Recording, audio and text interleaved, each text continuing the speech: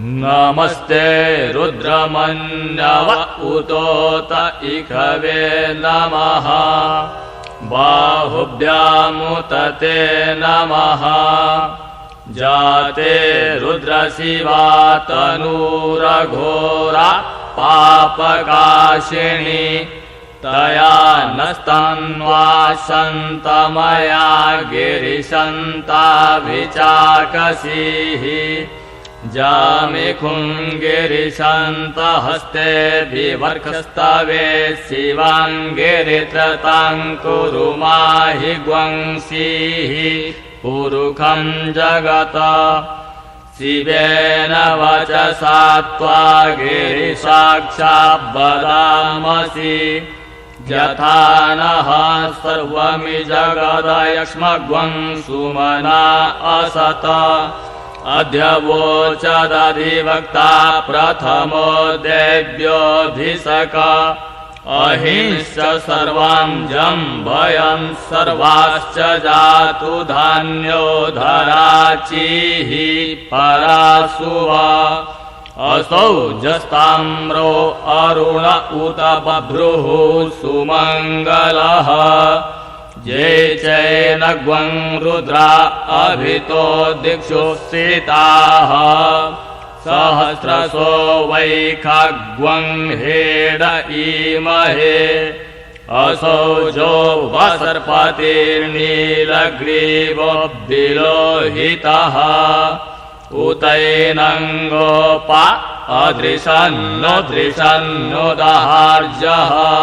सदृष्टो मृडयाति नः नमोऽस्तु नीलग्रीवाय सहस्राक्षाय मीडुखे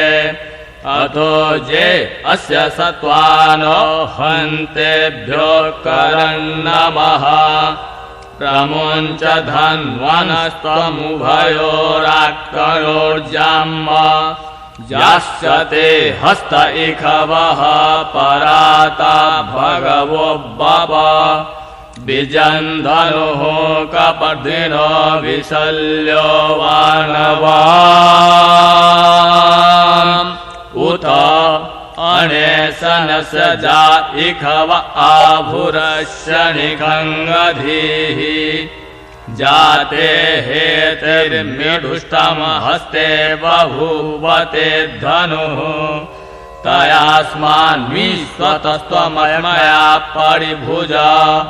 परिते धन्वनो हेतिरस्मान् वेणतु विश्वतः अथो जयिखुधिस्तवारे अस्मिन् निधेहितम् अवतत्य धनुष्टभं सहस्राक्षसते खुधे निषेव्यशल्यानां मुखात् शिवो नः सुमना भव नमस्त आयुधायाना तताय धृष्णवे उभाभ्यामुत ते नमो बाहुभ्यां तव धन्वने मानो महान्तमुत मानो अर्भकं मान उचन्तमुत मान उचेतं मानो बधीः पितरं मोत मातरं मानः प्रियास्तन्नो रुद्रलीरिख